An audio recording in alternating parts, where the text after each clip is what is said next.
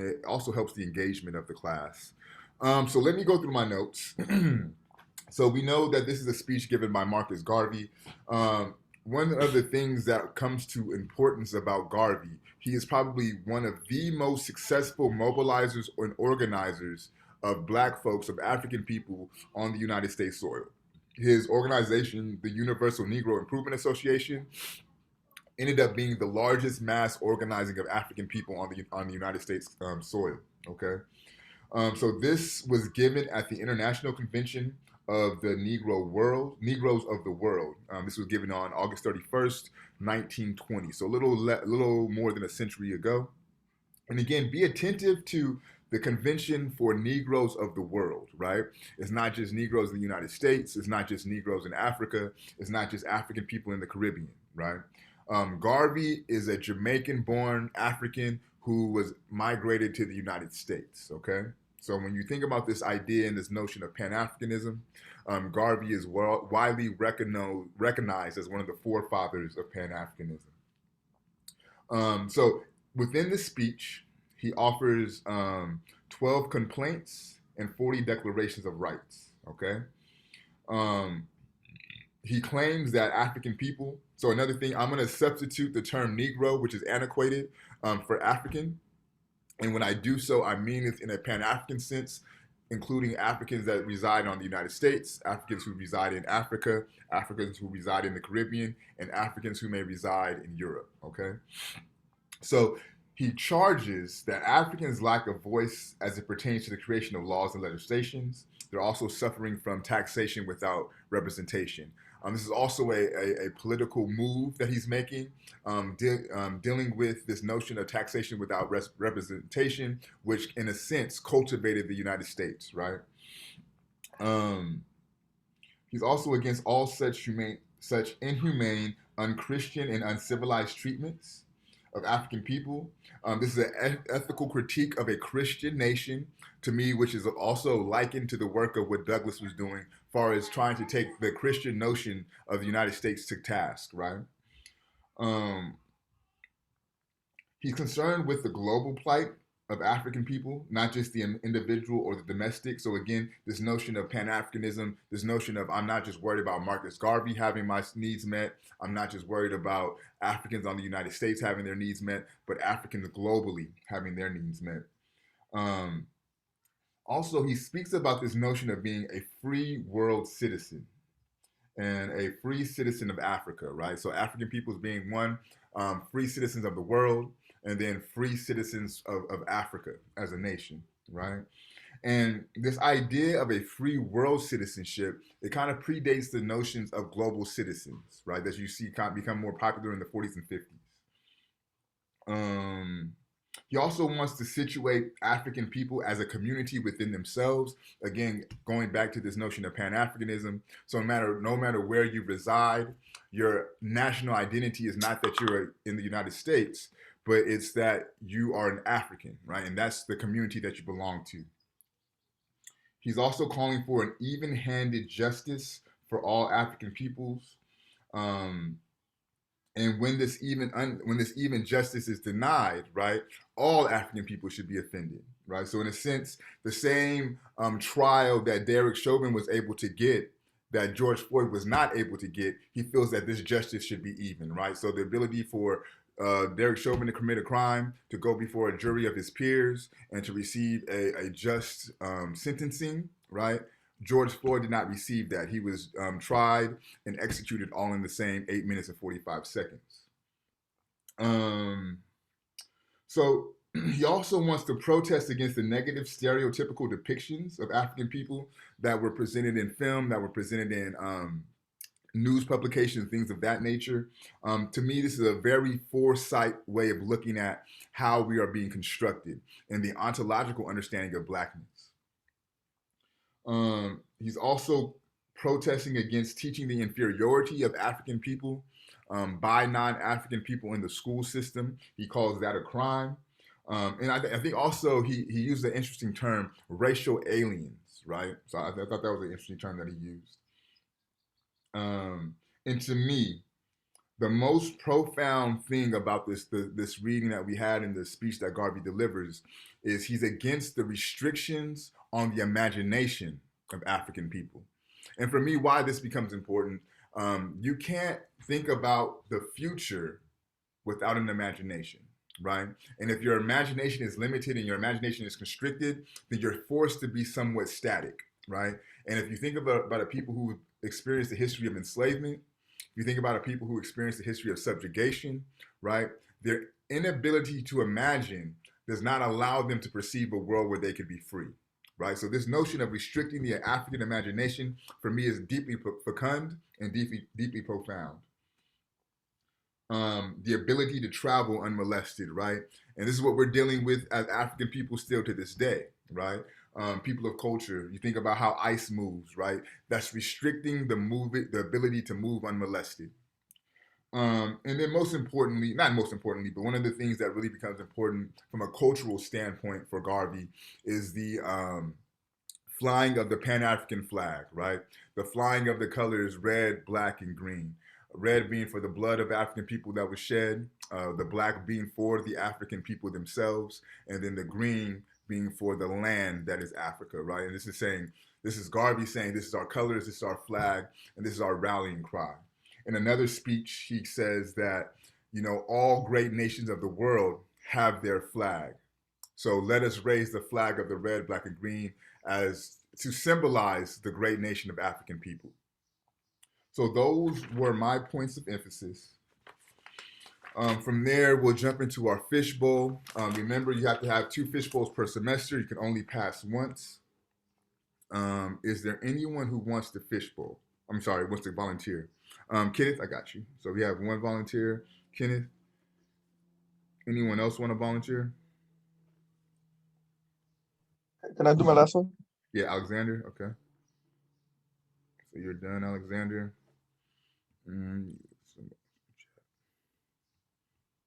We need 1 more. Anybody else? I will. Jamie? I will. Okay, gotcha. Yeah. So we have Jamie, Alexander, and Kenneth for our fishbowl. It's on you guys. Okay. So what I was saying sorry, you can go. Okay, so what I was saying in the breakout room for the first question was that I feel that Douglas Moore stood by the Constitution, that he thought it was well written and that we were just applying it wrong. And Douglas, on the other hand, was like, no, it's all wrong. It works for some people, but it definitely leaves out Black people in certain aspects. That's how I felt. And then for the second question, that he used counter storytelling by doing it really from the Africans' point of view and going through each of the articles and saying what was wrong with each of them and how they're left out. Okay, so there was like on the 11th Declaration of Rights, I kind of it states that we deprecate the use of the term in quotes N-word as applied to Negroes and demand that the word Negro be written with a capital N. And for like the first part of that declaration, I kind of understand it as like a racial slur. You're not supposed to speak that word. But I also took in depth of why the word Negro has to be capitalized in order to understand the importance of Black people and their Black lives. Ken, you bring up a very good point. I'm gonna let Alexander go, and then I'm gonna piggyback on your point after Alexander. Okay. Okay. Well, after the reading, I think it's Declaration number 10 when he talks about we all believe men entitled to common human respect. That right there really caught my attention on reading because, well, if you make connection now to present times with African Americans, there's so many killing by police brutality. Like recently, there was a 16-year-old that was killed off the police brutality because she called the cops off a fight that was going on. She was killed. See, that right there is sounding like we're not entitled. There's no entitlement and they shouldn't be treated like that just based on the skin color, and there wasn't any justice done. Yeah. Like there hasn't been any justice for that. I mean, recently with the white cop that shot the African American man that supposedly put out a taser and shot fire, that she barely going to be on trial. See, so it's like prolonging it, but when the white guy was shooting the massage for all them Asian, there hadn't been anything done. So that's what I'm saying. That's why I was able to make that connection. It was very powerful for me too. Yeah, Alexander, that's a great way of taking what you read in 1920 and applying it to what's going on today. That's that contemporary analysis. Thank you guys for the fishbowl. It's very concise and to the point. But I wanted to pick back up on what Kenneth said, and he picked up on something that's very important for me as well. One, just to kind of keep in mind what I said at the beginning of the class, in the sense that I'm gonna separate the term Negro. I'm gonna separate the term African for Negro. Keep in mind also that this was written in 1920. Okay, I believe we read Souls of Black Folks in this course. Also within Souls of Black Folks, the term Negro is used heavily. If you read the autobiography of Malcolm X, he uses the term heavily. So this is a temporal term, right?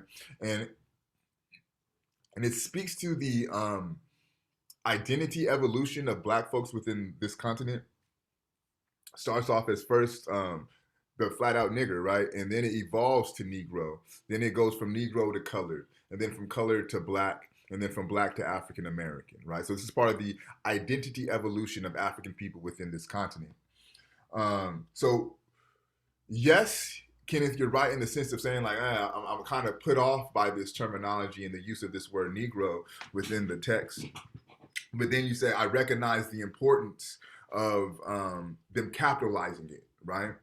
And this also plays out for me within my academic pursuits. So in my undergrad, in my master's, and also within my PhD, I've always capitalized the B on Black, right? And it's in lieu and it's informed by what Garvey says, right? Because that capitalization makes you a human subject, right? It makes you an actional being, right? And to not honor that capital or to keep that in lowercase, even though it's grammatically correct, right? It still does an implicit notion of undermining the humanity of the people who are classified or signified to be Black. So I think that's a very good analysis that you're picking up on, Kenneth. Is a very attentive read, right? But again, we have to keep in mind of what time frame that we're reading, right? So you're not wrong in the sense to say, that seems a little off, but that seems off for our 2021 moment. That would be the common terminology in 1920, right? So fortunately, we have at least evolved from that, right? I would say the next logical evolution, and I think the most succinct political evolution, would be to drop that hyphen of African American and just use African. And when we get into next week's reading, we're going to talk about that a little bit more. Also, and again, just to kind of not overemphasize the point, but again, Alexander's ability to take what's going on in the speech in 1920 and apply it to what's going on today is what type of thinking I want you guys to engage in. Also, I agree with Jamie in her assessment of Douglas viewing the Constitution as a workable piece of literature, right? That the Constitution itself is intact, but it's the application of the Constitution that's the problem. Well, Garvey is like, nah, the whole writing of this Constitution is exclusive, right? And it leaves certain communities out. So I'm going to repurpose the Constitution in a counter narrative that situates and places great focus on those who were left out of the original Constitution. So great. We have about 20 minutes left. I want to get to your guys' thoughts about the reading. We could talk about what was discussed in your breakout rooms. You could talk about the text itself, or you could talk about anything that I mentioned through my notes. When I was looking at the reading, like the paragraph before the list of complaints, basically when I saw that like the whole protest at City Hall was only going to take around like a month, it kind of reminded me of the summer of 2020 when George Floyd got killed and the protests were just nonstop. It was not only from like New York, it was from absolutely everywhere in the world. People in Japan, Tokyo, Japan were up in arms about it as well. And like you can see them protesting in the streets and I'm like, wow. Like the impact of this person's like death made the whole world realize like, yeah, America is fucked. Yeah. Like racism is still like extremely rampant. And like we have to like talk about this because we just can't keep shoving it under the rug anymore. I don't know. I just found that like the fact that like people were still angry about it back then to now is just boggling to me. And then I think also the fact that, right, trying to think how to phrase this, forgive me. So to talk about this tension between justice and accountability, right? Statistically, there has been 8 officers since 2005 who have been convicted and charged for murder of unarmed citizens, people of culture, right? But from 2005 till today, there has been about 1,000 killings per year by police of unarmed people, right? So how can we compare the 8 to the thousands upon thousands that happened during that time span, right? And we can't think about this as justice, right?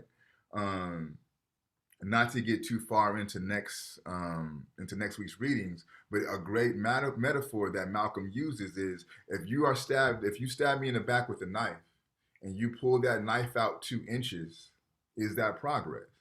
And this is what we seen happen 2 days ago, right? We got that guilty verdict.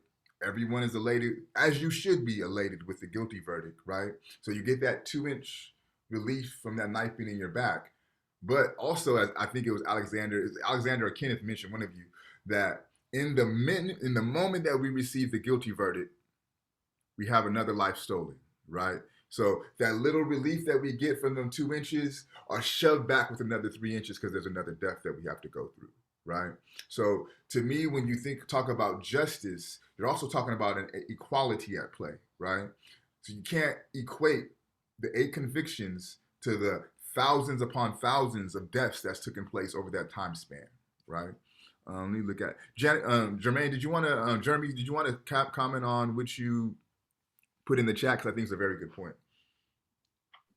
Yeah, I was just thinking that, and also to kind of piggyback off of what you were saying, is that Chauvin will be the sacrificial lamb of all the other convictions of cops who have murdered people of color. So it's like there is that sense of relief from him getting convicted, but it's feels as though it's not going to be the change that you need because the people who also need to get convicted haven't been. And like thinking about Breonna Taylor and it was what the family only got $1 million or something, and then he got let out, and it's just frustrating. I went to a protest after Chauvin got convicted, and it's also kind of sad to see how people are using this as okay, it's over, like we did what we needed to do. There weren't very many people at the protests. Of course, there were a lot of cops there, and they were all dressed in the gear that they have always been dressed up at, and but the people weren't there for their community, and that was also kind of frustrating to see. Yeah. This is like, I'm so sorry. Yeah, real quick, Jen. I know that you have a comment about it. I wanted, so I don't forget what Jeremy said. That's really important. 2 things. The scapegoat theory, right? You're absolutely correct, because what that does is speaks back to this narrative of there's a few bad apples in the batch, right? There's not a problem systemically with the way that policing takes place. We just have a few bad actors, and one of them, Derek Chauvin, has been held accountable for, right? Also, she talks about the payout that Breonna Taylor's family received. Now, let's be clear. those payouts, right? And if someone could, it would be really interesting to see how much money America has paid out in the past 2 years for these type of civil actions. But these payouts, they're not coming from the police, right? They're coming from taxpayers' dollars, right? So take a moment and sit with that. And I'm gonna say it one more time. These payouts are not coming from the police. They're not coming from police unions. They're not coming from police pensions. None of that. They're coming from taxpayers' dollars, right? So how do you suppose that you're going to change a system of policing that is aggressively, egregiously hyper focused on black and brown bodies, right? When there is no accountability from a legal standpoint or from a financial standpoint. In Tuesday's course, I forget how this conversation came up, but they asked something similar. And it's really, it goes back to me around this notion of how African people engage in electoral politics, right? So we are behind the eight ball when it comes to a lot of things, right? Everyone is jockeying to throw their votes behind the political party. Everybody's organizing to say that we need to get Trump out of the office. All of these things are true, right? But to me, where you do political missteps, why not put together some money to lobby a legislation, which is Garvey is saying, right? We're not included in how laws are being made and how legislations are being passed, right? This is Garvey saying this in 1920. So why not put together some money to lobby a law or a legislation that would say, in the event that you commit a murder, that payout does not come from taxpayers' dollars. That payout comes from police pension, right? That comes from your retirement. That comes from the savings. So that way you feel the financial hit of your actions, right? Because if I could do something and I could pay people out and I don't have to come out of my pocket to pay, I'm not being, there's no repercussions for my actions, right? Jana, I know you're going to say something. Go ahead. When Jeremy like brought up like the scapegoat thing, I just remembered a very, very terrible excuse that everyone would have when it came to like these kinds of protests. Oh, well, Martin Luther King Jr. said that you should handle things peacefully. Oh, shut up. He's like, I wonder if they know that he was actually totally okay with riots because he acknowledges that a riot would mean that it's the voice of the unheard and that, people actually get fed up with things. So that's why they have to cause a big scene in order to get the attention. Even then, it's not even the black people that are causing the riots. It's cops that are hitting first. Yeah, you're absolutely right. And we'll, no, I haven't seen the video. What's the Kimberly Jones video, Jeremy? Oh, she's a writer, and she had this video come out when the riots were happening, and it was just the way that she explained it was so succinct and amazing. It was basically what John was saying, where it's like, why do you think people are out? Like, you're not thinking about why they're reacting in this way. You're just thinking about the reaction and how that's wrong. And so she kind of goes into the history of it too. It's really, really good. Yeah, I'm gonna have to look it up. Another thing that this makes me think about is the distinction between violence and force, right? And this kind of goes back to Jana's comments around remaining nonviolent. What's the difference? Can somebody tell me between violence and force? What's the distinction?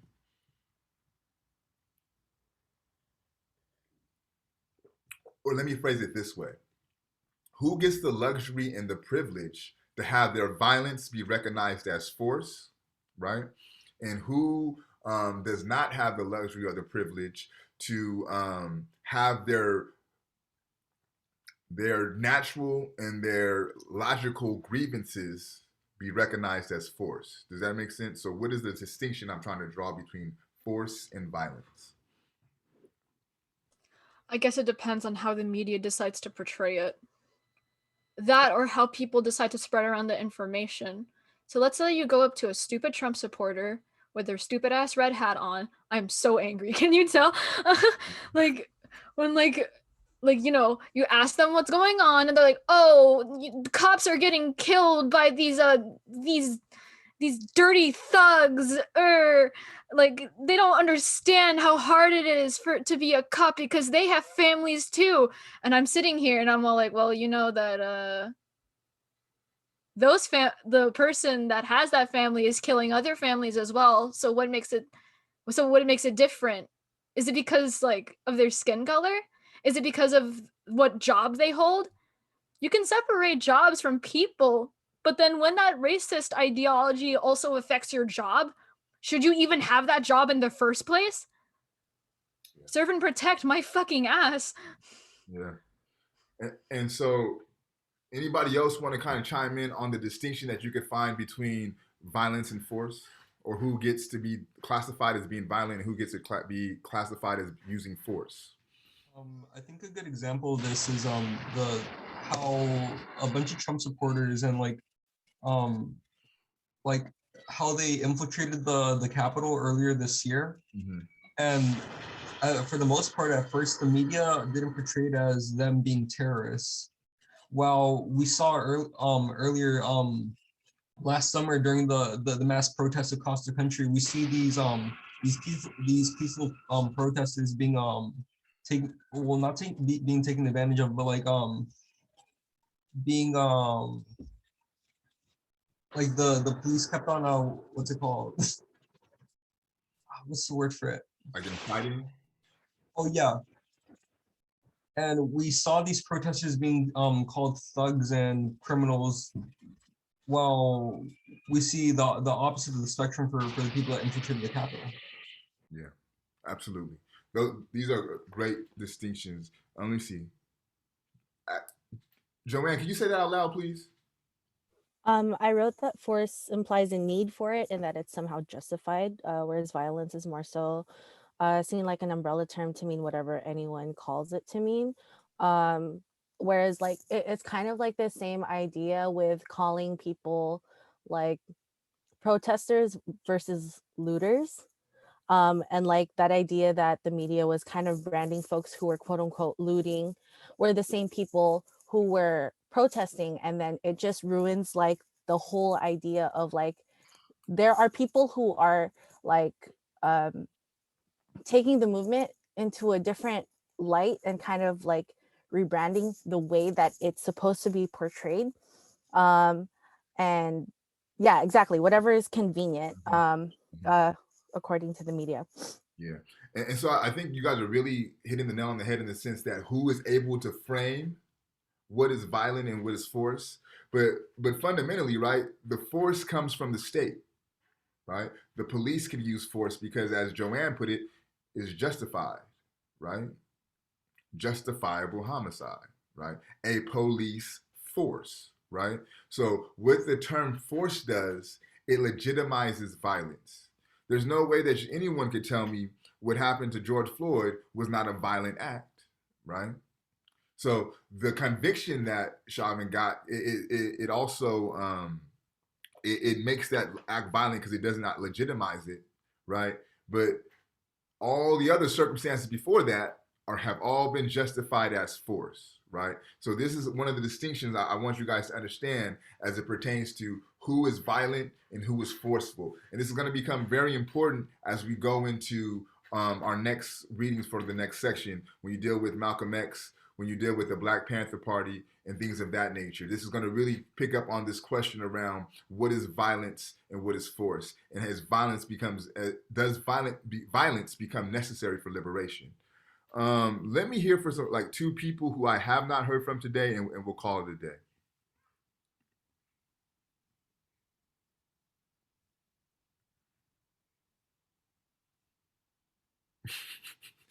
Jenna, you crazy.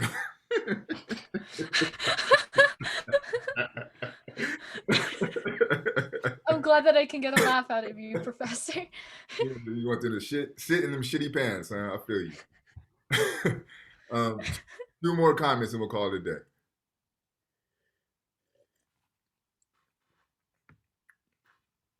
Or we could just sit here and look at each other silently. Just two more comments. It's up to y'all. I know you heard from me. Sorry. but I wanted to pose a question.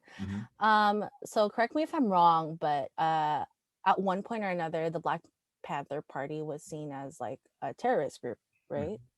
So why is it that the Black Panther Party is being named as like a terrorist group, whereas like it took so long for the KKK to be seen as one, same as like the Proud Boys or all the other white inferior groups are. And like even at that, it's frustrating because the thing is, there's no like groups like the Black Panther Party are filling a need. They're filling a need to help communities and like whatever that the community is asking for. It, like you said before, it started because they wanted a stop sign on the corner of a block. But then what need are these white inferior groups filling? They're not doing anything but inciting force and violence, basically. Yeah, you're absolutely right. And then even in the name, right, it's the Black Panther Party for self-defense, right? And we have a tendency to not include that portion of the name in the conversation, but that's probably one of the more important aspects of the name, right? Even the reason why they chose the Black Panther as a symbol. Little history lesson real quick. I'll give you like a 2-minute history lesson. We're gonna read him. His name is Kwame Ture, formerly known as Stokely Carmichael. He's the one who coined the term Black Power, right? He was a member of SNCC, and they did a lot of organizing in the South around getting African people to understand the importance of voting as a means of liberation and as a means to transfer power, okay? What they did was they took this county in, I want to say it's Alabama or Mississippi, one of the two, Loudest County, and which is a 98% Black county, right? And they caused them to form their own political party. And the political party that they chose was the Black Panther, right? And the reason that they chose the Black Panther was because the characteristic of a panther is it does not strike, it does not use force until it's backed into a corner, right? Until the last option is to strike back, right? And this is why they chose to use this symbol of the Black Panther, right? Due to the fact that it's not violent by nature, right? African people aren't violent by nature, but if pushed too far, if pushed to a corner, then we will respond, right? And so this is a great way to segue us into our next reading, which is Malcolm X's speech, "The Ballot or the Bullet," which gives the United States an ultimatum on how they want to address racial grievances. I'm going to pull up the Google Classroom site real quick to show you guys where to locate the text, and I'll be sending that out to you guys via email tomorrow. So give me one moment. If there's any questions or comments, feel free to chime in while I pull up our Google Classroom site.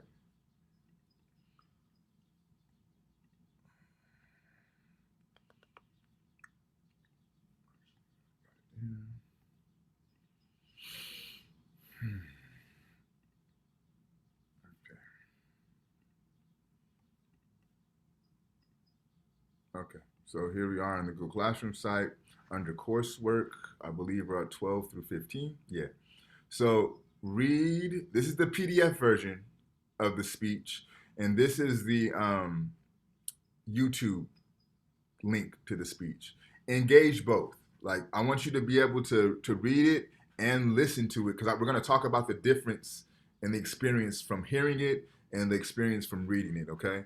So as you notice in this section, we're going to deal with a lot of just really the Black Power era. Malcolm is one of the people who is looked at as the forefathers of the Black Power era. We have Kwame Ture, who I mentioned, right? And then we have Huey P. Newton, who's one of the co-founders of the Black Panther Party. So this will be the section we'll be going into starting next week, okay? Are there any questions, comments, or concerns before we call it a day?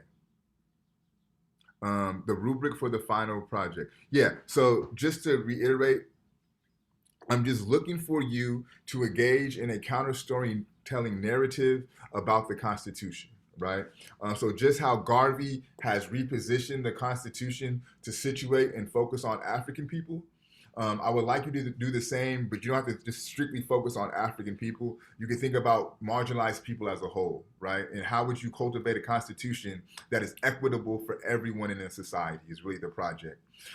You could present it as a PowerPoint presentation. You could present it as a podcast.